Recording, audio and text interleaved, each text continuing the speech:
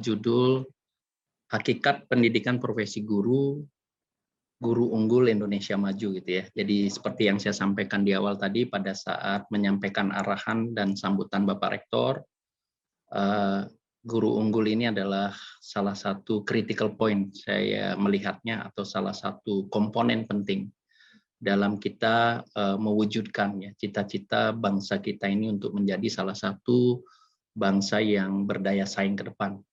Dan kita memiliki kekuatan yang sangat besar sebenarnya, baik itu sumber daya alam, kemudian sumber daya manusia. Makanya seringkali bangsa lain melihat bangsa Indonesia ini suatu saat nanti mungkin menjadi salah satu bangsa yang memiliki daya saingnya. Nah, Bapak Ibu yang saya hormati, pertama saya akan mulai dari sebuah ilustrasi bahwa tidak semua anak-anak kita, tidak semua masyarakat Indonesia mendapatkan pendidikan yang selayaknya, ya, baik itu sarana prasarana, kemudian proses belajar mengajar yang mereka peroleh. Nah, ini harus menjadi salah satu inspirasi atau salah satu motivasi bagi kita semua, bagi Bapak Ibu sebagai seorang guru, bagi kami juga menjadi seorang guru, bagaimana kita bisa bersama-sama meningkatkan kualitas sumber daya manusia kita, sehingga kita memiliki yang sering disebut sebagai competitive advantage. Jadi keuntungan kompetitif dengan meningkatkan skill dari sumber daya manusianya itu adalah hal yang mutlak harus kita lakukan ya.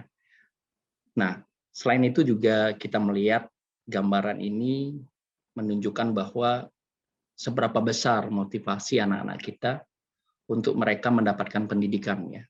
Tidak pernah mereka terhalang oleh fasilitas yang mereka punya. Sehingga risiko apapun mereka ambil untuk mereka bisa mengenyam pendidikan. Baik itu di sekolah dasar, sekolah menengah maupun di perguruan tinggi. Saya kira ini bisa menjadi motivasi kita bersama. Nah, inilah gambaran umum ya Bapak Ibu semua ya terkait dengan bagaimana nanti ya Bapak Ibu benar-benar bisa mengabdikan diri ya kepada nusa dan bangsa. Nah, oleh karena itu menjadi guru itu harus panggilan jiwa, compassion.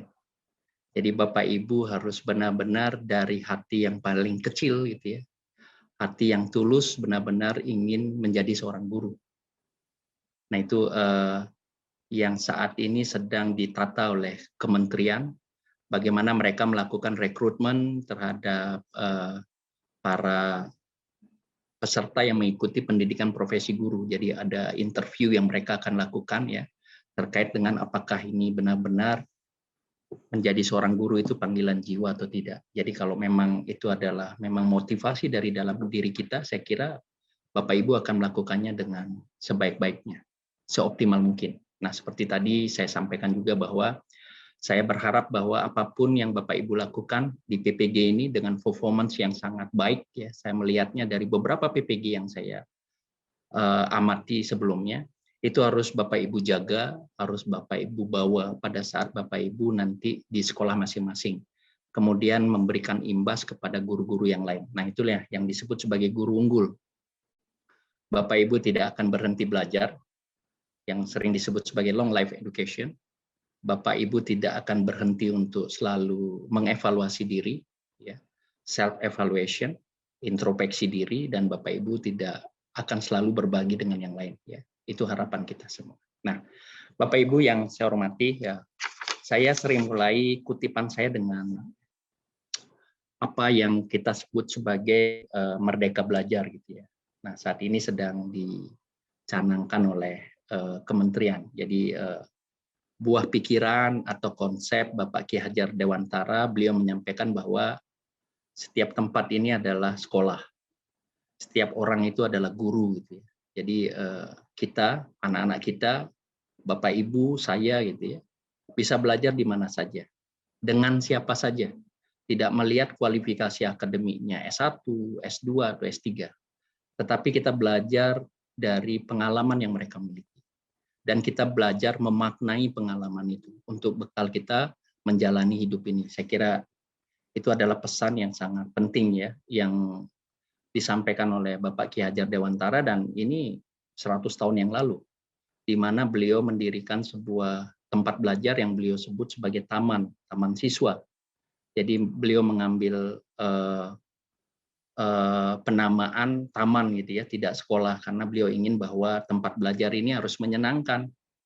Tempat belajar ini harus tidak ada hierarki antara guru dengan anak didiknya atau antara pendidik dengan peserta didiknya.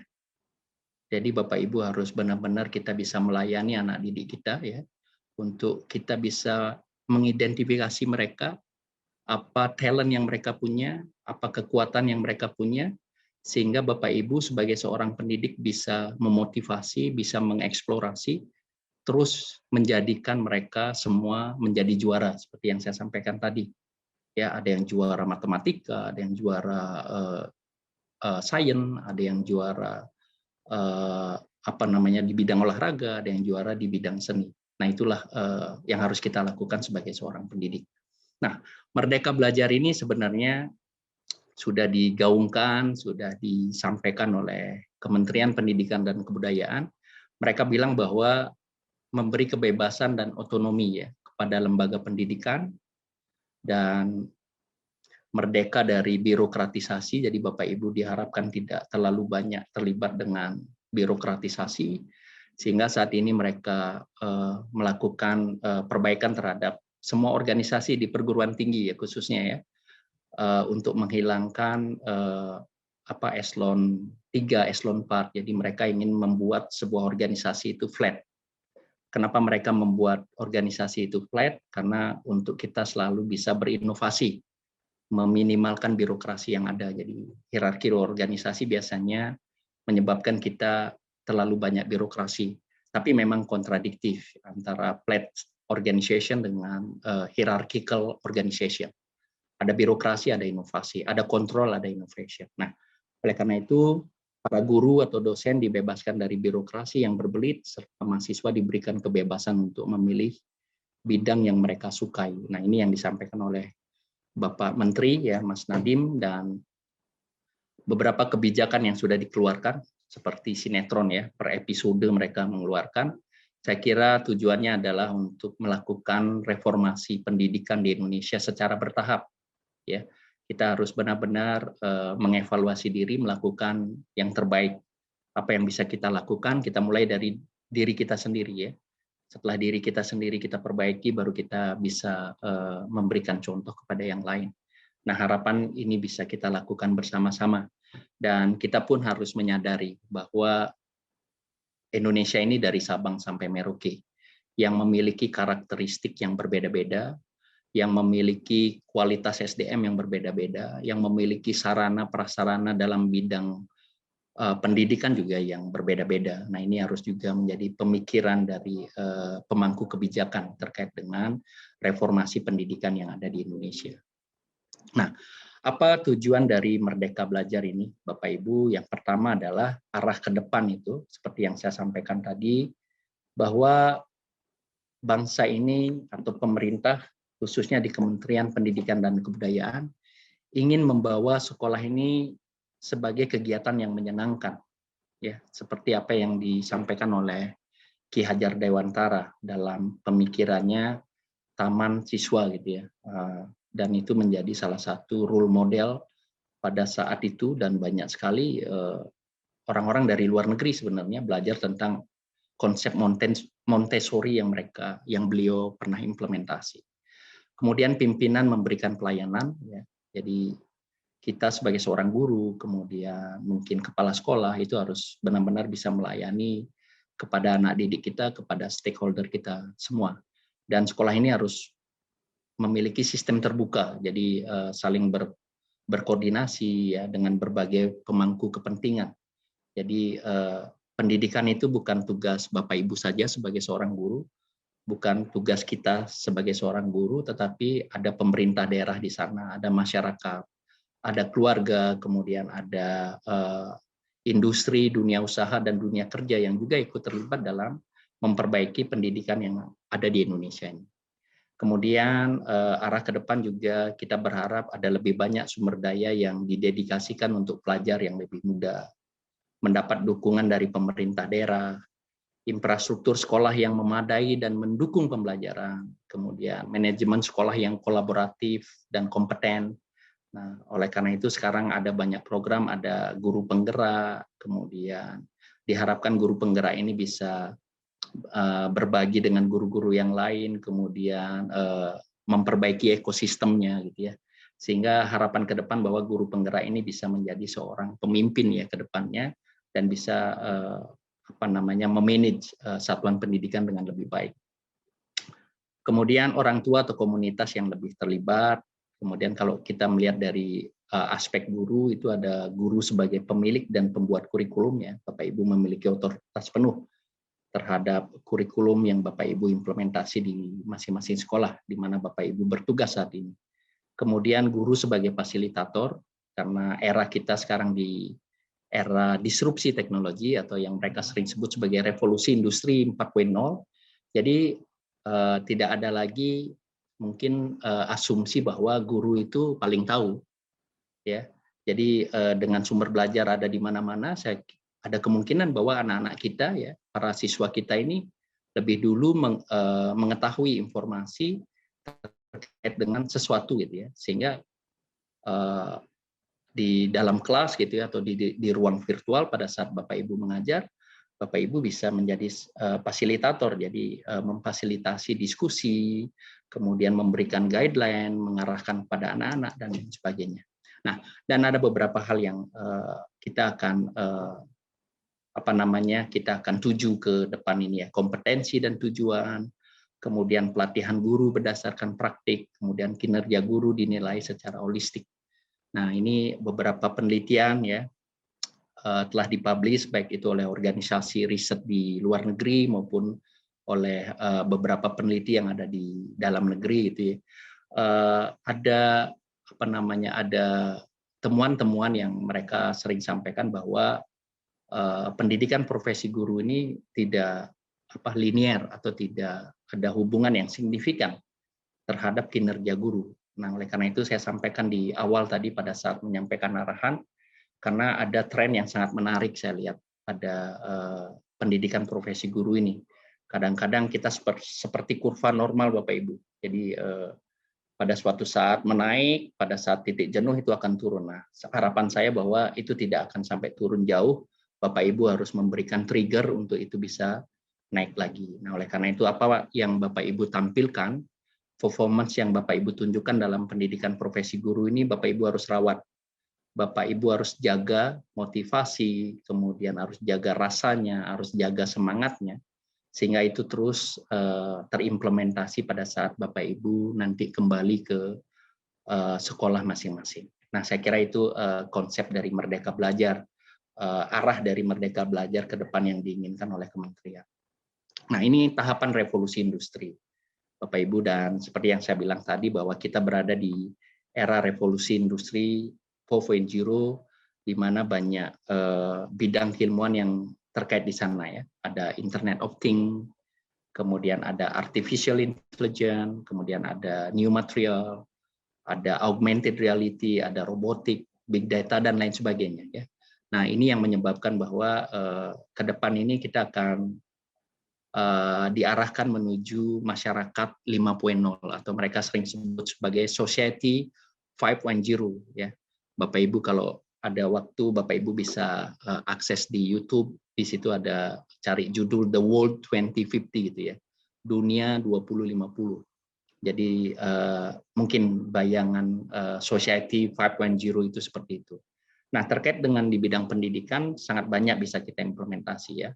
Terkait dengan augmented reality gitu ya, kalau Bapak Ibu nanti saya kasih link kalau Bapak Ibu ingin melihat salah satu contoh bagaimana pengembangan media-media pembelajaran yang inovatif dengan menggunakan augmented reality gitu ya.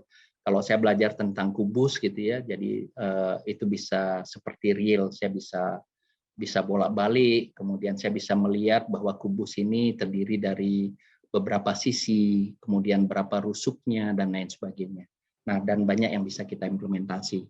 Selain augmented reality juga ada virtual reality ya, di mana Bapak Ibu bisa belajar secara visual, padahal ada di tempat di mana Bapak Ibu saat ini, tetapi Bapak Ibu bisa melihat tentang tata surya, bagaimana planet-planet itu mengelilingi matahari, kemudian berapa lama mereka mengelilingi matahari, kemudian ciri-ciri dari masing-masing planet, itu akan terlihat seperti real.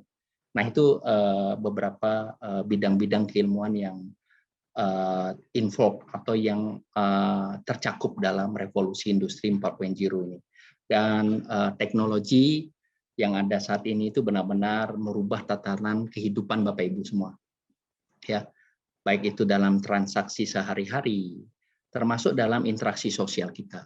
Ya, Bapak Ibu, keluarga misalnya, suami, istri, dan anak-anak mungkin sampai di rumah ya semua masih sibuk dengan HP-nya gitu, tidak ada yang berkomunikasi satu dengan yang lain mungkin. Dan mungkin juga kita bangun tidur pagi hari, itu yang pertama kita cari ya handphone kita. Ini ada WA tidak ya, kemudian ada message dari atasan tidak ya gitu ya. Jadi jarang sekali mungkin kita, oh istri saya di mana ya gitu, atau suami saya di mana ya gitu. Jadi itu yang harus kita benar-benar kontrol, benar-benar batasi. Nah, saya kira Bapak Ibu juga sudah sering mendengarkan apa yang saya sampaikan tadi. Nah, ini adalah entering society 5.0 seperti yang saya bilang tadi. Jadi Bapak Ibu akan memasuki itu, dan nanti kalau ada waktu saya akan share video terkait dengan The World 2050. Oke, Bapak Ibu yang saya hormati, saat ini kita berada di masa COVID-19 gitu ya. Dan di slide ini saya pakai judul belajar dari COVID-19. Jadi banyak sekali hal yang diakselerasi ya, dipercepat oleh masa pandemi ini. Salah satu contoh adalah Bapak Ibu sendiri ya. Mungkin di tahun lalu 2020 ya, sebelum-sebelumnya Bapak Ibu tidak pernah terpikir untuk mau menggunakan Zoom untuk pertemuan tatap muka, tidak pernah mau menggunakan mungkin Google Classroom atau psikologi gitu ya. Padahal teknologinya sudah tersedia sudah lama. Tetapi masa pandemi ini memaksa kita semua, memaksa Bapak Ibu untuk kita beradaptasi, untuk kita mampu melakukan perubahan dan memanfaatkan teknologi yang ada. Ya, berbagai platform Bapak Ibu gunakan ya untuk pembelajaran, untuk melayani anak didik Bapak Ibu. Baik itu dengan Google Scholar, Google Classroom saya sampaikan tadi, kemudian mungkin ada yang menggunakan psikologi, atau mungkin ada sekolah-sekolah yang sudah menggunakan learning management sistemnya sendiri.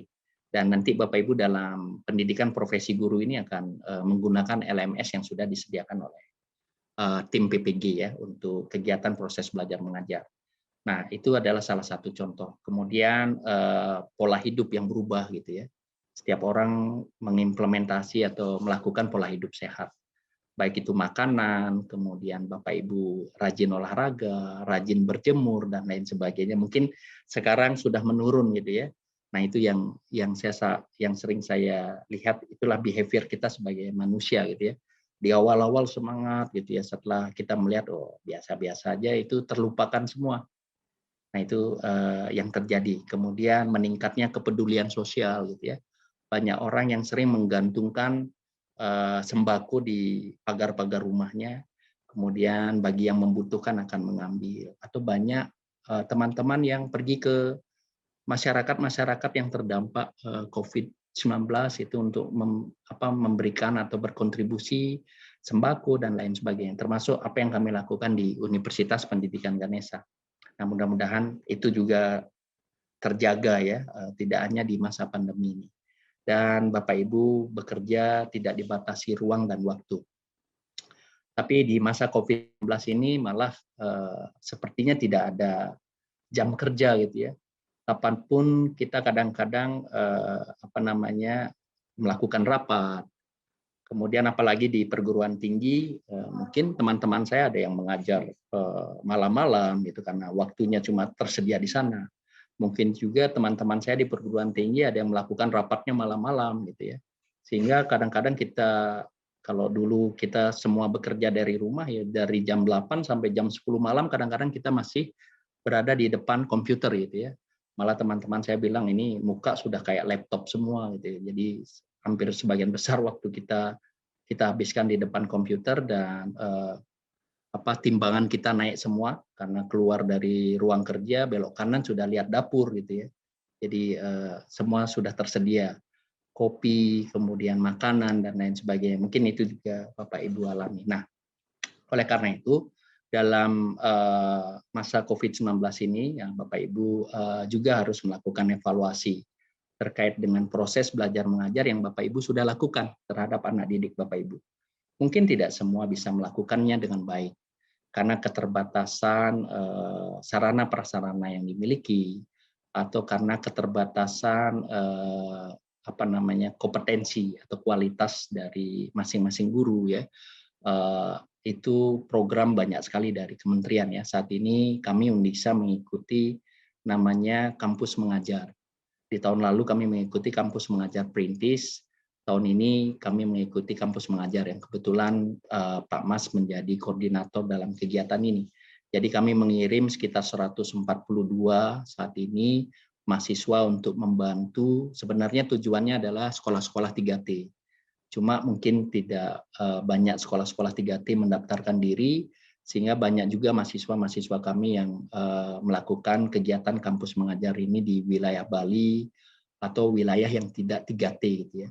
Jadi tujuannya adalah membantu Bapak Ibu untuk melakukan proses pembelajaran secara daring, mungkin mengembangkan konten learning-nya, kemudian membantu para kepala sekolah untuk mengimplementasi teknologi informasi dalam administrasi yang dilakukan di masing-masing sekolah. Nah, banyak hal yang bisa kita lakukan dan kita harus mengevaluasi terus pembelajaran kita, bagaimana mekanisme kita lakukan, kemudian konten learning-nya kita harus evaluasi, dan yang paling penting adalah bagaimana Bapak Ibu melakukan assessment. Seperti yang saya bilang tadi bahwa mungkin Bapak Ibu akan heran melihat anak-anak Bapak Ibu itu pintar-pintar semua saat ini ya. Karena kita tidak bisa mengontrol ya, mereka mengerjakannya sendiri atau dengan orang tuanya, atau mereka tidak melakukan searching di internet. Nah, oleh karena itu evaluasinya harus dilakukan perubahan. Nah, yang paling penting ke depan ini ya, Bapak Ibu sebagai seorang guru tidak hanya memberikan knowledge kepada anak didik Bapak Ibu ya. Jadi memberikan pengetahuan saja tidak.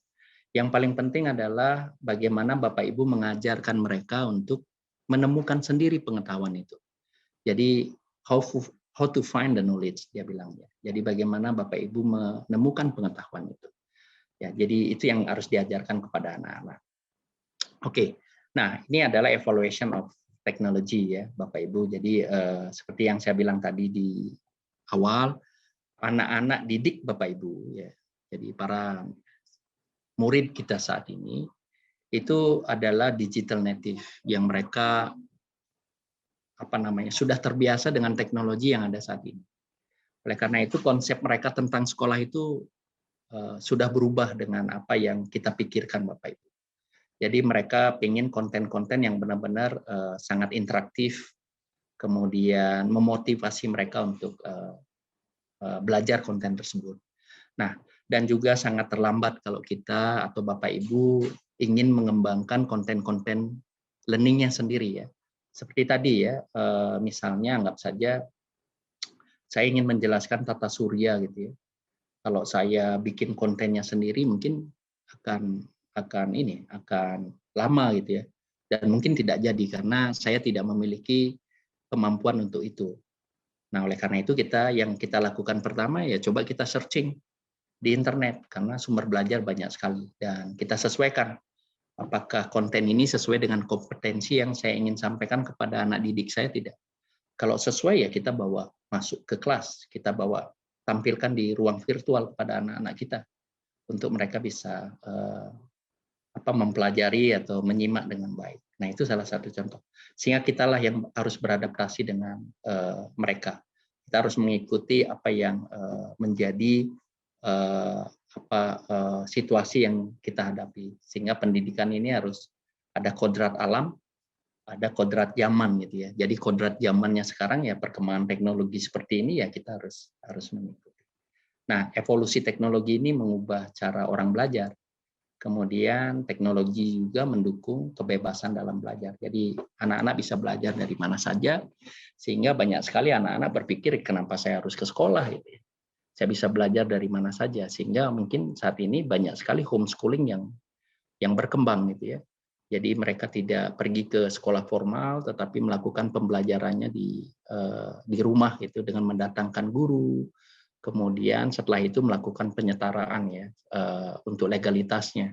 Dan juga banyak sekali hal ini disebabkan karena banyak terjadi bullying di sekolah gitu ya, yang menyebabkan anak-anak melakukan pembelajarannya di rumah atau homeschooling. Nah, itu yang perlu kita pahami bersama Bapak Ibu semua. Nah, tetapi perlu juga Bapak Ibu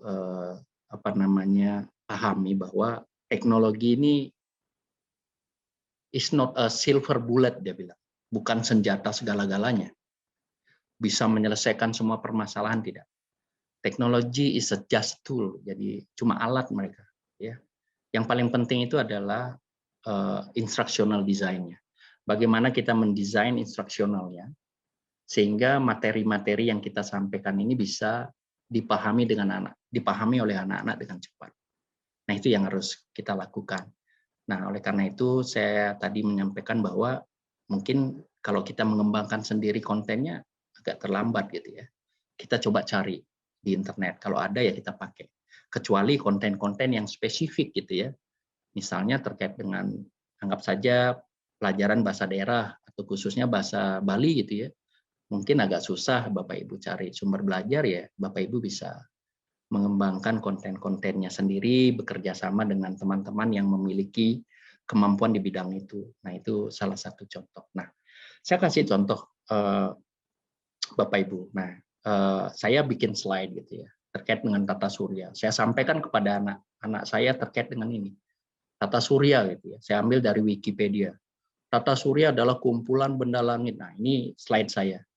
Saya kira kalau Bapak Ibu bandingkan gitu ya, slide saya ini terkait dengan tata surya gitu ya. Kalau misalnya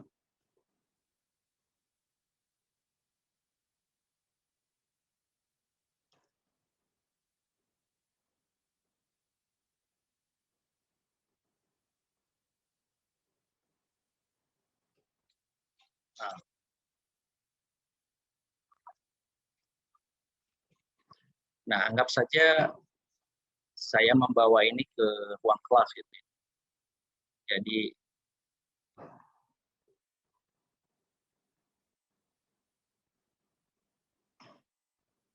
nah ini sebuah video yang saya dapat di YouTube gitu ya. Kemudian saya share kepada anak-anak gitu ya terkait dengan menjelajahi batasan semesta gitu ya.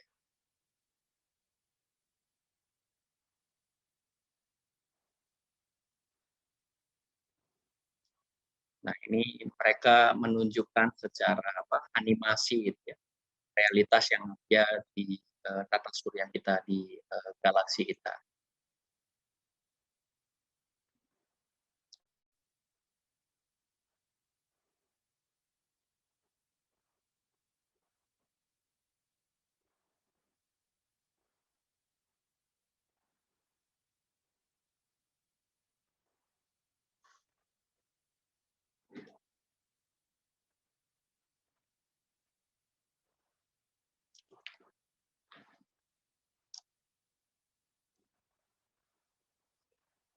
Oke, nah itu kira-kira ya tampilan dari konten. Kira apa yang saya tampilkan tadi, video itu akan memberikan gambaran lebih baik kepada anak didik kita, kemudian mereka juga punya ketertarikan yang lebih besar, motivasi yang lebih besar untuk memahami konten itu. Saya kira itu yang diinginkan oleh anak didik kita. Nah, oleh karena itu ini sebenarnya tools-nya sama gitu ya. Jadi saya menggunakan teknologi, saya searching di internet, kemudian saya dapatkan di Wikipedia, kemudian saya taruh di slide saya, kemudian cuma tidak menarik ya. Ini dalam bentuk teks gitu ya, tekstual walaupun ada gambarnya, tetapi gambarnya tidak bisa memberikan realitas dari pikiran abstrak saya gitu. Sehingga kalau saya tampilkan video, visualnya mungkin akan lebih terbayang anak-anak kita untuk mempelajari. Nah, itu salah satu contoh bagaimana teknologi itu bisa membantu kita untuk mentransfer materi kepada anak didik kita. Makanya sering disebut sebagai Bapak Ibu ini harus menguasai teknologi, harus menguasai pedagoginya, dan juga harus menguasai content knowledge-nya. Mereka sering disebut sebagai TPEC, Technology, Pedagogy, and Content Knowledge. Nah, ini harus kita kuasai untuk Bapak Ibu bisa menyampaikan materi dengan baik kepada peserta didik. Nah, Bapak Ibu yang saya hormati, kemudian, saya sebenarnya tidak khawatir ya Bapak Ibu tentang konten yang di-deliver oleh internet teknologi ini ya. Jadi mungkin anak-anak Bapak Ibu peserta didik sekarang itu lebih banyak mengakses internet untuk mencari beberapa konten-konten yang mereka butuhkan. Tapi memang benar ya, beberapa konten ada yang positif, ada yang negatif gitu ya. Nah, itu peran kita sebagai orang tua, peran Bapak Ibu sebagai seorang guru bisa memberikan pemahaman kepada anak didik kita ya. Kalau saya di rumah, saya memiliki akun ya, kebetulan saya buat akun Google. Kemudian anak saya submit dia sebagai child gitu ya, yang harus kalau dia mengakses konten-konten tertentu dia harus lapor kepada saya, sehingga saya bisa izinkan. Dan saya pun setiap hari bisa mengecek anak saya ini mengakses URL apa saja. Nah, itu teknologi bisa membantu kita untuk mengontrol itu. Nah, di sini saya tulis I'm not worried about the content that delivered by internet technology, tetapi saya lebih khawatir kepada anak-anak yang mengakses atau yang menggunakan gadgetnya itu dalam waktu yang cukup lama, Bapak Ibu. Sehingga saat ini sering ada yang disebut sebagai social autism gitu ya. Bapak Ibu kalau ketemu peserta didik atau anak-anak Bapak Ibu gitu ya, Bapak Ibu ajak ngomong, mereka responnya lama sekali, kemudian kadang-kadang tidak berani menatap mata kita, kemudian tidak mau bersosialisasi dengan teman-temannya yang lain, selalu menyendiri saja. Nah, itu salah satu contoh atau salah satu ciri sebenarnya bahwa yang bersangkutan menghadapi yang mereka sering sebut sebagai social autism. Nah, oleh karena itu ini yang harus kita batasi. Jadi jangan sampai anak-anak itu addicted, kecanduan dengan teknologi. Nah, ini yang harus kita batasi. Bagaimana kita membatasi? Ya mungkin membatasi waktu mereka mengakses atau menggunakan atau berinteraksi dengan teknologi yang ada saat ini. Baik itu dengan handphonenya, baik itu dengan game, baik itu dengan segala perangkat yang mereka gunakan di rumah. Nah, itu yang harus kita kontrol. Bapak Ibu sebagai guru, Bapak Ibu sebagai orang tua yang harus mengontrol itu kepada anak didik, kepada anak-anak kita ya di rumah. Nah, ini karena anak-anak sudah berada di level seperti itu, nah sudah saatnya saya kira Bapak Ibu kita semua ya sebagai seorang guru juga harus mengupgrade diri. Ya, guru harus mampu memanfaatkan teknologi untuk menunjang proses belajar mengajar. Baik itu dengan internet, teknologi internet, kemudian mencoba untuk mengakses beberapa sumber-sumber belajar online, kemudian teknologi pendukung lainnya. Nah, kita yang harus mengupgrade diri. Nah, mudah-mudahan melalui PPG ini adalah salah satu cara. Tapi saya kira tidak cukup sampai di sini. Mungkin juga Bapak Ibu bisa mengikuti kegiatan workshop yang dilakukan oleh perguruan tinggi. Kemudian Bapak Ibu juga bisa meningkatkan kualifikasi akademik Bapak Ibu, misalnya ke jenjang yang lebih tinggi, S2, S3, dan kita terus belajar untuk kita bisa mengadopsi teknologi yang ada saat ini, untuk kita berusaha untuk belajar pedagogi yang semakin baik, dan content knowledge yang semakin advance gitu ya. Nah, Bapak Ibu yang saya hormati ya, para peserta pendidikan profesi guru, jadi proses belajar mengajar atau learning process yang kita lakukan ini tidak hanya terkait dengan transfer of knowledge, Bapak Ibu. Tidak hanya transfer pengetahuan saja. Tidak juga hanya transfer of skill, tidak hanya transfer keahlian saja.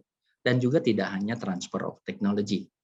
Tetapi yang paling penting dalam kegiatan proses belajar mengajar ini adalah transfer of value. Mentransfer nilai. Nilai apa yang ditransfer kepada anak didik kita ya, ada nilai sosial di situ, ada nilai kemanusiaan di situ, ada nilai edukasi di situ dan lain sebagainya. Dan ini mungkin tidak semua bisa kita lakukan melalui pembelajaran secara daring.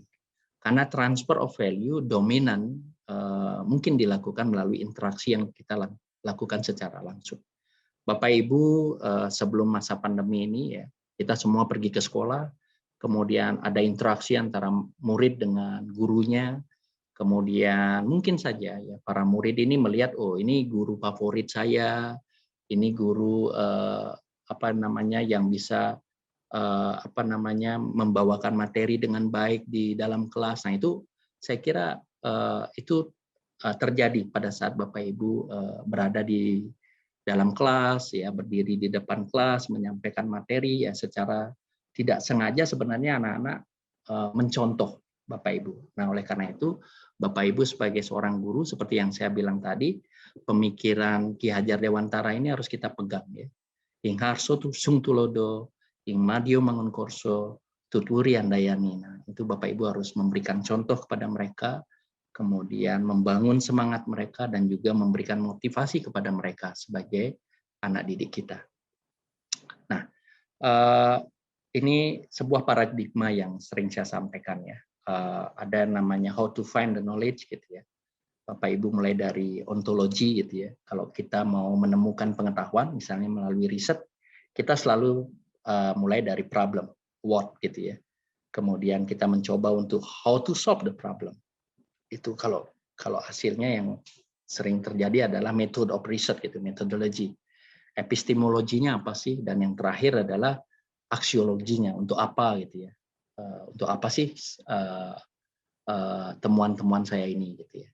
Nah, begitu juga sebaliknya, how to learn the knowledge ya, bagaimana kita belajar tentang pengetahuan gitu ya. Kita harus mulai dari belakang kalau menurut saya. Jadi harus kita mulai ini untuk apa sih kita belajar tentang luas persegi panjang?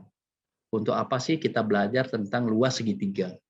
Untuk apa sih kita belajar tentang rumus Pitagoras misalnya? Nah, itu yang harus pertama kita sampaikan kepada peserta didik kita. Jadi how to learn the knowledge. Tidak mulai dari awal, ya, tidak kita baru masuk gitu ya. Anak-anak kita sekarang belajar tentang menghitung luas segitiga. Jadi Bapak Ibu mulai tulis luas segitiga sama dengan setengah alas kali tinggi. Kemudian Bapak Ibu gambarkan segitiganya ini alas, ini tinggi, ya. Bapak Ibu kasih contoh. Jika alasnya adalah 10, tingginya adalah 15, berapakah luas dari segitiga tersebut? Bapak Ibu jawab, kemudian Bapak Ibu kasih soal. Tolong kerjakan ya. Bapak Ibu gambarkan segitiganya, alasnya berapa, tingginya berapa. Kemudian anak-anak mengerjakan. Nah, biasanya seperti itu. Nah, kemudian pertanyaan saya adalah kenapa sih luas segitiga itu setengah alas kali tinggi gitu ya? Kenapa sih luas persegi panjang itu panjang kali lebar? Nah, mungkin tidak banyak anak-anak kita bisa mengetahui itu. Nah, seharusnya itu yang pertama kita sampaikan. Jadi, tujuannya kita belajar tentang luas segitiga, luas persegi panjang ini untuk apa gitu ya? Dalam kehidupan nyata untuk apa sih gitu? Nah, itu yang harus disampaikan. Sehingga anak-anak terbayang gitu ya. Jadi kita selalu membawa mereka ke ke konteksnya gitu ya. Ke konteksnya. Jadi untuk apa? Kemudian baru kita perlahan ya untuk menghitung luas itu seperti ini. Tidak boleh Bapak Ibu mulai dari luas persegi panjang adalah panjang kali lebar, enggak boleh. Kita harus mulai bagaimana bisa mereka menemukan sendiri pengetahuan itu untuk menghitung luas persegi panjang adalah panjang kali lebar. Nah, dan lain sebagainya. Saya kira Bapak Ibu lebih tahu daripada saya terkait dengan pedagogi, terkait dengan content knowledge yang Bapak Ibu ajarkan saat ini. Nah, kemudian saya sedikit menyampaikan perspektif terkait dengan pendidikan profesi guru itu sendiri, bahwa dimulai dari SGB ya dulu namanya Sekolah Guru B gitu ya. Kemudian ada SGA Sekolah Guru A dan SPG Sekolah Pendidikan Guru. Sampai saat ini itu ada sistem seperti saat ini ya, PPG ya. Jadi S1 dengan sertifikat pendidik, kemudian sertifikasi, kemudian pendidikan profesi guru. Nah, ini juga perkembangan kelembagaan juga berjalan gitu ya. Yang dulu kalau namanya PTPG gitu, pendidikan tinggi perguruan tinggi pendidikan guru ya, yang pertama kali di UPI, di Universitas Pendidikan Indonesia. Kemudian menjadi IKIP, kemudian diberikan wider mandate sehingga menjadi universitas, seperti salah satu di Universitas Pendidikan Ganesha. Nah ini dulunya juga dari STKIP, kemudian IKIP menjadi universitas. Nah itu sedikit histori dari pendidikan profesi guru, dan ini adalah beberapa perbandingan kelulusan ya, UP, UKM, PPG ya, dari periode ke periode ya sampai tahun 2020. Bapak Ibu bisa melihat persentase kelulusan terkait dengan UP, UKM, PPG ya.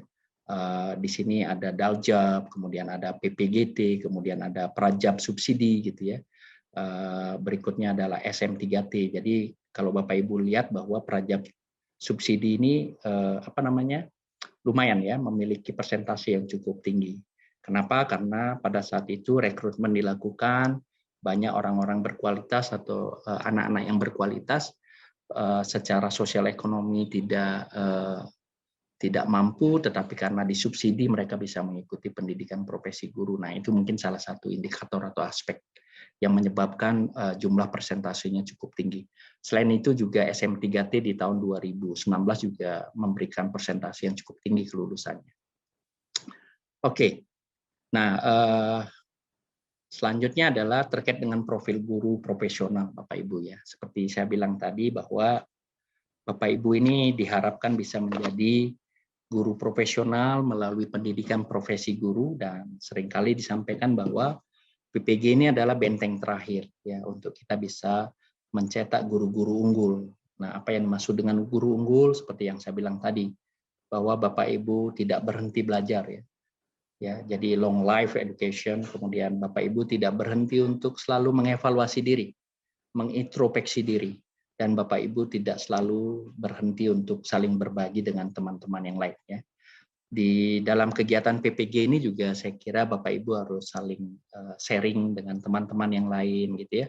Jadi tidak mungkin kita akan bekerja sendiri, tidak mungkin Bapak Ibu akan lulus sendiri-sendiri gitu ya. Saya berharap bahwa semua peserta PPG dalam angkatan pertama ini bisa lulus 100%. Oleh karena itu Bapak Ibu harus berusaha seoptimal mungkin, harus mengikuti kegiatan dengan baik, kemudian jaga kesehatan, sehingga Bapak Ibu bisa hadir di setiap kegiatan ya. Jadi jangan sampai sakit dan lain sebagainya. Nah, ke depan ini dunia kita ini yang sering mereka sebut sebagai VUCA Bapak Ibu ya. Jadi kenapa mereka sebut sebagai VUCA? Karena 5, 10 atau 20 tahun ke depan ini dunia ini akan banyak berubah. Jadi mereka sebut sebagai volatility gitu ya. Jadi ada perubahan yang secara cepat, kemudian tidak terkira, kemudian uncertainty, tidak pasti perubahannya. Mungkin salah satu pandemi ini tidak ada orang yang memprediksi akan terjadi dan semua terjadi perubahan ya dalam aspek berbagai hal ya, aspek pendidikan, sosial ekonomi, politik, budaya, dan lain sebagainya. Dan Bali saat ini adalah provinsi yang memiliki tingkat pertumbuhan ekonomi paling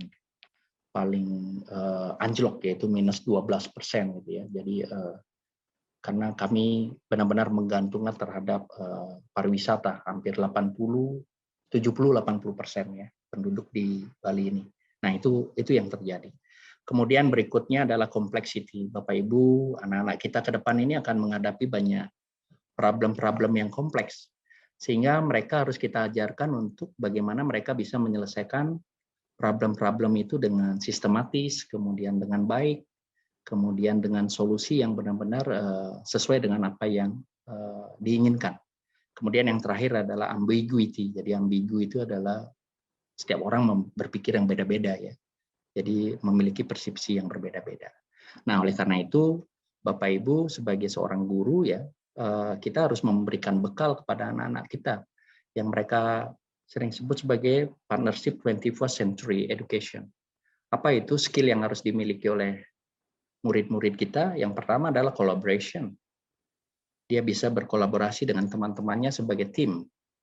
Kemudian communication, mereka bisa berkomunikasi dengan baik pada teman-teman. Kemudian memiliki skill critical thinking, berpikir kritis, kemudian memiliki skill creativity ya, mereka berpikir kreatif. Nah, itu yang harus kita berikan. Jadi kemudian ditambah compassion. Compassion itu selalu bertindak dengan hati yang tulus gitu ya. Hati yang hidup kalau Pak Rektor kami sering sampaikan. Jadi Bapak Ibu, murid-murid pun harus melakukan kegiatannya dengan benar-benar tulus, benar-benar senang. Dan yang keenam adalah computational thinking. Computational thinking ini adalah bagaimana sebenarnya mengajarkan anak-anak untuk berpikir sistematik, berpikir prosedural gitu ya. Seperti yang saya bilang tadi. Jadi problem-problem yang akan dihadapi oleh anak-anak kita ini sangat beragam dan sangat kompleks.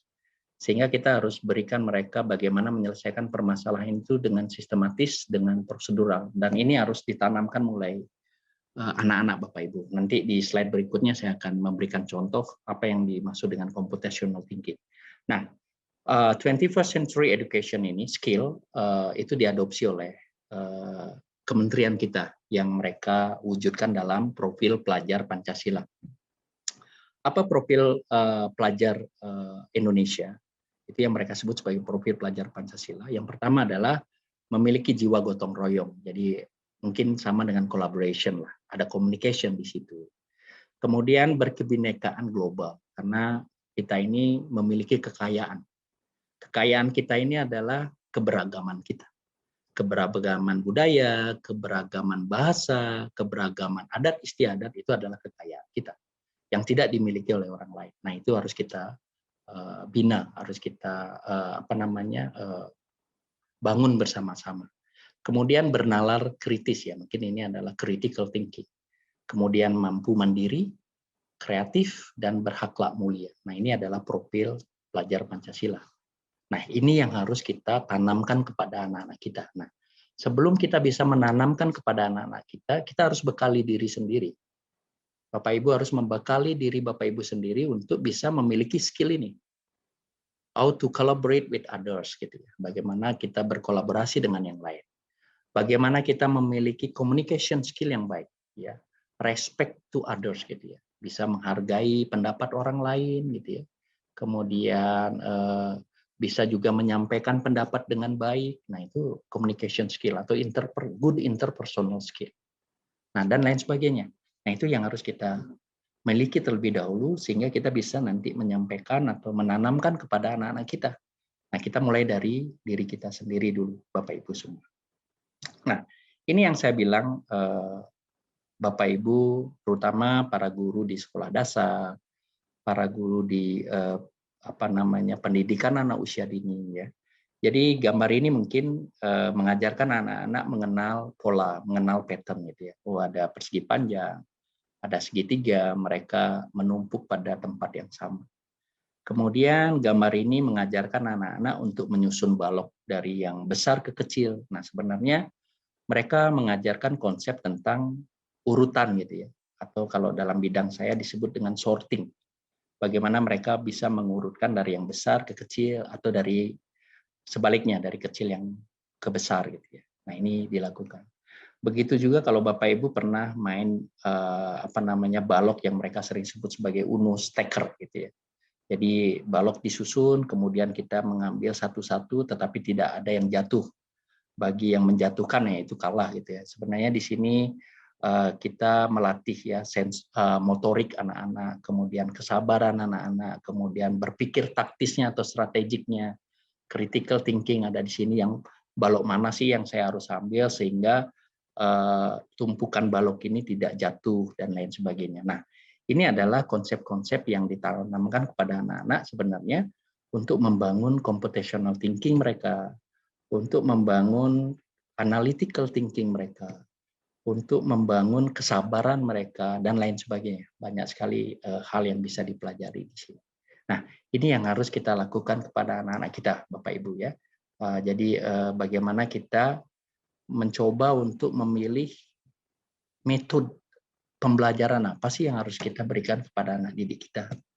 Kemudian konten-konten yang harus kita sampaikan kepada mereka. Nah, itu salah satu contoh. Oke, ini adalah profil guru profesional ya. Jadi ada Kalau kita melihat undang-undang guru dan dosen gitu ya, ada pedagogi, kemudian ada profesional, ada aspek kepribadian, ada aspek sosial. Nah, kemudian seperti yang saya bilang tadi, jadi melalui pendidikan profesi guru ini, Bapak Ibu akan meningkatkan levelnya dari level 6 ke level 7 kalau di KKNI kita, di kualifikasi kerangka kualifikasi nasional Indonesia kita. Nah, ini dari level 6 ke level 7. Nah, oleh karena itu Bapak Ibu diharapkan gitu ya. Jadi profil lulusan program studi PPG, jadi kalau di program studi itu kurikulumnya harus memiliki profil lulusan. Karena dari profil lulusan inilah kita menyusun kira-kira capaian pembelajarannya seperti apa, sehingga bahan ajar apa saja yang akan kita berikan. Nah, Bapak Ibu diharapkan menjadi guru profesional yang menguasai materi ajar, berkarakter, berkepribadian Indonesia, menginspirasi dan menjadi teladan. Jadi seperti profil pelajar Pancasila lah. Memiliki penampilan memesona gitu ya, bukan mempesona, memesona. Jadi memesona itu mungkin artinya bahwa Bapak Ibu di depan kelas itu harus benar-benar percaya diri. Kemudian untuk kita bisa percaya diri di depan kelas, kita harus menguasai content knowledge kita dengan baik. Kita harus menguasai teknologi yang akan kita gunakan untuk membantu menyampaikan materi itu kepada anak didik kita, dan kita tampil di depan secara fisik bersih gitu ya. Mandilah, kemudian rambutnya disisir lah gitu ya. Jadi kalau ada guru yang baru bangun tidur langsung ke sekolah gitu, mungkin anak-anak juga bingung melihatnya, ini guru ini kok enggak mandi ke sekolah dan lain sebagainya. Jadi kita tampil bersih karena Bapak Ibu harus memberikan teladan, memberikan contoh kepada anak didik kita. Berwibawa, tegas, ikhlas, serta disiplin yang mampu mendidik, membelajarkan, membimbing, mengarahkan, melatih, menilai, mengevaluasi peserta didik sesuai dengan tuntutan perkembangan teknologi informasi dan komunikasi terkini dan masa depan. Nah, itu kompetensi 21st century education yang ingin ditanamkan kepada Bapak Ibu sebagai guru yang nantinya akan menanamkan kepada peserta didik atau kepada para murid-murid kita. Nah, kira-kira seperti itu ya. Kemudian, nah ini yang saya sampaikan tadi ya, ini harus terus menjadi menjadi acuan Bapak Ibu ya terkait dengan pemikiran dari Bapak Ki Hajar Dewantara.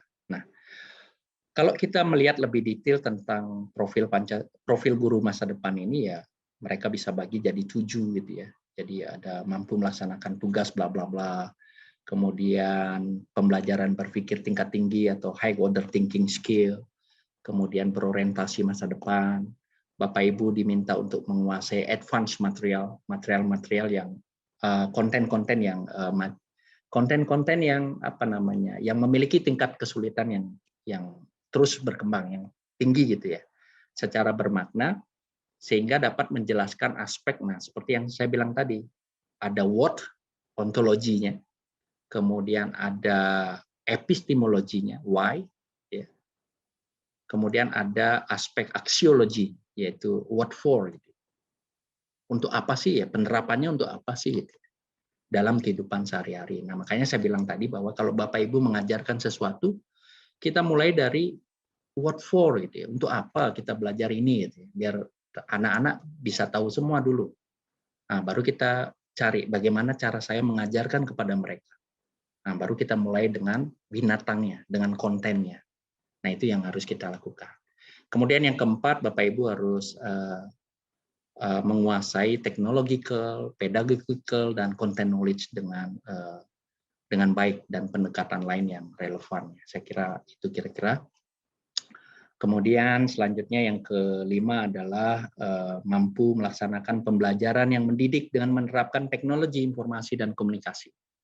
Kemudian mampu mengevaluasi masukan, proses, hasil pembelajaran, dan lain sebagainya. Dan yang terakhir adalah mampu mengembangkan diri secara berkelanjutan sebagai guru profesional, baik itu melalui penelitian, refleksi diri, pencarian informasi baru, dan inovasi. Nah, itulah karakteristik guru unggul Bapak Ibu. Nah, saya mohon kepada Bapak Ibu semua ya, mari kita bersama-sama perbaiki pendidikan Indonesia dengan kita berusaha untuk menjadi guru yang sebaik-baiknya. Ya, tidak berhenti belajar, tidak berhenti mengevaluasi diri, kemudian selalu berbagi, selalu berinovasi, dan lain sebagainya. Nah, itu harapan ke depan sebagai profil guru masa depan. Nah, saya kira seperti itu, Pak Ibu. Nah, saya mengambil dari internet, Bapak Ibu. Jadi banyak orang yang menyampaikan bahwa di Finlandia itu gajinya besar seorang guru. Nah, ini mereka mereka sangkal gitu ya, bahwa di Finlandia ini rata-rata penghasilan seorang primary teacher, dia bilang in Finland the average salary for primary teacher with 15 years experience is about 37.500 US dollar. Kalau di Amerika sekitar 45.225 dolar. Nah, ini kalau dibandingkan, kalau di Finland itu seorang dokter, dia bilang general practitioner, earn around $70,000 per year. Jadi less than half of what dokter earn in the United States. Jadi di Finland ini juga kalau gaji dokternya ya 70.000, itu mungkin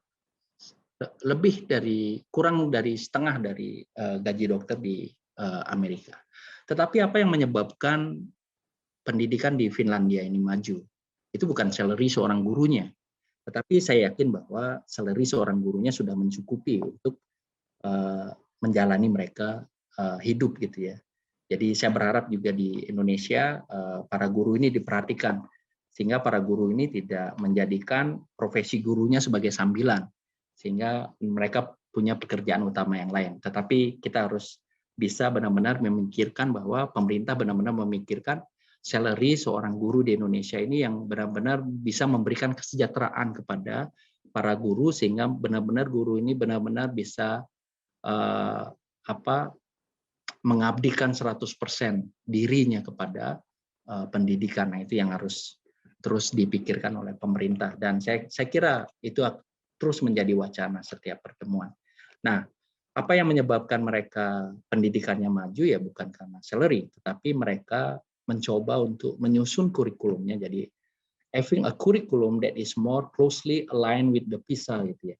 Di Finland ini salah satu yang kalau ranking PISA-nya itu berada di top 3 mungkin ya. Jadi program internasional student assessment. Jadi setiap tahun mereka melakukan evaluasi terhadap anak-anak kelas 3 SMP. Baik itu terkait dengan literasi, baik itu terkait dengan numerical. Nah, ini yang Indonesia selalu berada di 3 terbawah gitu ya. Jadi ini yang benar-benar sedang digarap oleh Kementerian Pendidikan dan Kebudayaan untuk kita bisa meningkatkan ranking PISA kita. Nah, oleh karena itu mereka muncul namanya Bapak Ibu yang mengikuti kegiatan guru penggerak pasti diberikan pelatihan-pelatihan terkait dengan literasi, terkait dengan numerik untuk bisa disampaikan kepada anak didiknya. Nah, itu kira-kira yang bisa saya sampaikan.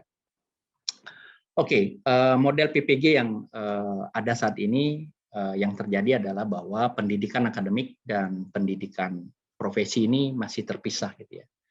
Harapan ke depan ini kita bisa pemerintah berkeinginan bahwa ini terintegrasi. Seperti apa yang terjadi di pendidikan kedokteran. Jadi Bapak Ibu yang mungkin ya dulu dari S1 PGSD, mungkin saja sebagian besar dari Universitas Pendidikan Ganesha, S1 PGSD, kemudian setelah itu langsung lanjut ke pendidikan profesi gurunya dan memiliki license untuk menjadi guru. Nah, tetapi banyak kebijakan yang harus dirubah Bapak Ibu ya. Jadi seharusnya kalau ini terintegrasi antara pendidikan akademik dan pendidikan profesi, dan sekolah ini harus menjadi ikatan dinas gitu. Jadi Bapak Ibu yang lulus untuk menjadi mahasiswa S1 PGSD itu nanti kalau lulus sampai ke pendidikan profesinya ya memiliki license untuk menjadi seorang guru. Harus diangkat menjadi seorang guru. Nah, ini dampak iringannya banyak sekali terkait dengan pendanaan di universitas dan lain sebagainya. Nah, ini harapan yang ada di depan. Nah, apalagi dengan konsep kurikulum Merdeka Belajar dan Kampus Merdeka yang ada saat ini. Nah, oleh karena itu Bapak Ibu guru yang nanti setelah selesai kegiatan PPG ini ya seperti apa yang ada di gambar ini ini guru profesional di sekolah. Jadi kami berharap bahwa Bapak Ibu ini menjadi guru yang profesional di sekolahnya masing-masing. Nah, Bapak Ibu harus tetap melakukan continue professional development, ya, terus mengembangkan diri. Kemudian sudah barang tentu bahwa kultur organisasi atau kultur sekolah akan berpengaruh terhadap kinerja Bapak Ibu, ya. Tetapi saya berharap seperti yang saya sampaikan tadi, Bapak Ibu harus tetap menjaga motivasi Bapak Ibu, harus tetap menjaga performance Bapak Ibu yang Bapak Ibu tunjukkan dalam pendidikan profesi guru ini pada saat Bapak Ibu nanti sudah kembali ke sekolah masing-masing. Nah, saya kira itu. Oke, saya tidak jelaskan. Nah, ini juga sama, sehingga ke depan ini apa yang sudah dilakukan oleh pemerintah, ya, wacana atau pemikiran-pemikiran terkait dengan sekolah kedinasan, kemudian PPG berasrama yang sebenarnya sudah kita lakukan karena pandemi, ya, kita tidak bisa melakukan, kemudian PPG yang berbasis kompetensi, kemudian need assessment, distribusi berbasis digital, dan lain sebagainya. Itu beberapa pendekatan, dan sudah pasti bahwa beberapa perubahan yang akan dilakukan ini akan berdampak terhadap penataan regulasi dan yang berdampak terhadap bagaimana kita merevitalisasi lembaga pendidikan dan tenaga kependidikan. Salah satunya adalah Undiksa. Nah, dan juga masih ada beberapa universitas yang lain. Nah, Bapak Ibu yang saya hormati, ya, saya berharap bahwa seperti yang saya bilang tadi, Bapak Ibu, para guru di SD, SMP, saya kira Bapak Ibu harus menekankan kepada skill dan attitude-nya, tidak pada knowledge-nya, ya. Yang harusnya yang kita lakukan seperti ini, ya. Jadi Bapak Ibu bertugas atau memiliki peran yang sangat penting untuk membangun karakter anak didik Bapak Ibu, ya. Seperti analogi tumbuhan yang saya sampaikan pada arahan saya. Sehingga kami di perguruan tinggi akan memberikan knowledge, akan menyiram-nyiram tumbuhan itu untuk mereka bisa tumbuh dengan baik, ya.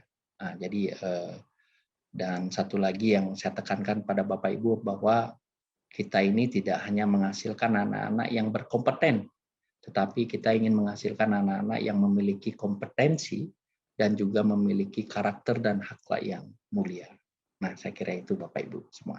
Nah, Bapak Ibu yang saya hormati, saya akan tutup materi ini, ya, dengan kutipan Ki Hajar Dewantara, ya.